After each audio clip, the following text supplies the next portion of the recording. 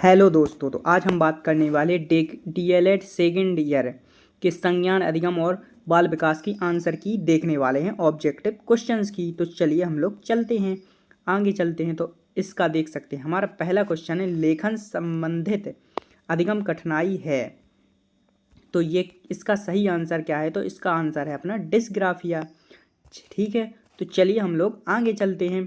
तो हमारा दूसरा सवाल है, पियाजे ने संज्ञात्मक विकास की कितनी अवस्थाएं बताई हैं? तो इसका सही आंसर है अपना 4। तो ये हैं 4 हैं इसकी अवस्थाएं। ठीक है, चलिए तो हम अगले क्वेश्चन पर चलते हैं। सामाजिक अधिगम सिद्धांत के निर्माता कौन हैं?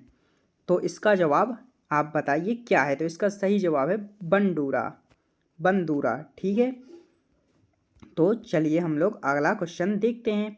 अगला क्वेश्चन है, प्रत्यय वह विचार है जो वस्तुओं, घटनाओं, गुणों आदि का उल्लेख करते हैं, यह कथन किसका है? तो ये कथन है अपना जेम्स ड्रेवर का। इसका सही जवाब है जेम्स ड्रेवर। आप लोग जल्दी जल्दी कमेंट में बताइए कि आपने पेपर में कौन सा ऑप्शन लगाया है। ठीक है, तो कार्ल ब्रूस ने खेल के कितने प्रकार बताए हैं? इसका सही जवाब है 5। ठीक है, आपने कई लोगों ने 3 भी इसका आंसर लगा दिया है, लेकिन 3 इसका आंसर नहीं है। चलिए तो हम लोग अब पढ़ते हैं रिक्त स्थानों की ओर। ठीक है, तो रिक्त स्थान है तो अधिगम पहला है हमारा, अधिगम का मुख्य विषय मुख्य नियम है। तो अधिगम का मुख्य नियम कौन सा है अपना? तो अधिगम का अपना मुख्य नियम है तत्परता का नियम। ठीक है, पहला है तत्परता का नियम। दूसरा, द रिविलेंस ऑफ एजुकेशन पुस्तक के लेखक कौन हैं? तो ठीक है, तो इस पुस्तक के लेखक है जेरोम ब्रूनर, जो कि आपको यहाँ पे देखने को मिल जाएंगे चौथे वाले ऑप्शन में, जेरोम ब्रूनर।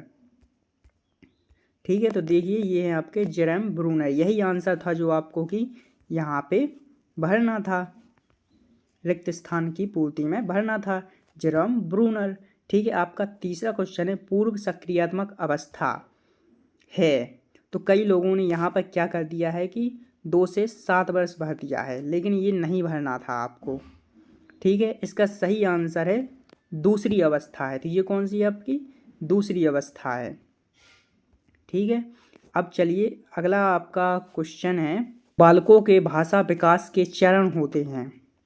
तो इसका सही आंसर है 2। तो कितने चरण होते हैं सर आपके? आपके 2 चरण होते हैं। ठीक है, तो इसका क्या सही आंसर है? 2 चरण होते हैं। कई लोगों ने क्या किया, यहाँ पे 4 भर दिया है, लेकिन 2 इसका सही उत्तर है। कैरोल गिलिगन का जन्म कहाँ हुआ था? ये नहीं है, लेकिन जन्म में हुआ था। कहाँ हुआ था या किस सन में हुआ था? तो इसका सही जवाब होगा 1936 या न्यूयॉर्क। दोनों में से कोई भी इसका आंसर हो सकता है। तो आपने जो भी लगाया हो इनमें से, तो आपका सही हो गया होगा क्वेश्चन। चलिए तो हम आगे बढ़ते हैं एक वाक्य में उत्तर देने की तरफ। ठीक है, तो इसमें आपका पहला क्वेश्चन है, स्मृति की परिभाषा। ठीक है, तो स्मृति की परिभाषा क्या है?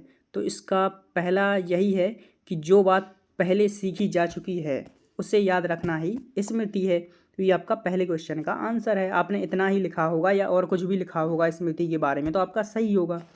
आपका दूसरा है, ब्रूनर के सिद्धांत का लाभ लिखिए। तो इसका देखिए ये है आंसर, विद्यार्थी के रचनात्मक और समस्या समाधान कौशल विकसित करना ही सिद्धांत है, इसका पहला आंसर। ठीक है, आपका तीसरा क्वेश्चन है, मानव मस्तिष्क के कितने भाग होते हैं? मानव मस्तिष्क के 3 भाग होते हैं, अग्र मस्तिष्क, मध्य मस्तिष्क और पश्चिम मस्तिष्क। तो आपको इतना ही लिखना था इसमें, क्योंकि ये हैं एक वाक्य में उत्तर लिखने थे, आपको इसमें ज़्यादा लिखने की कोई ज़रूरत नहीं थी।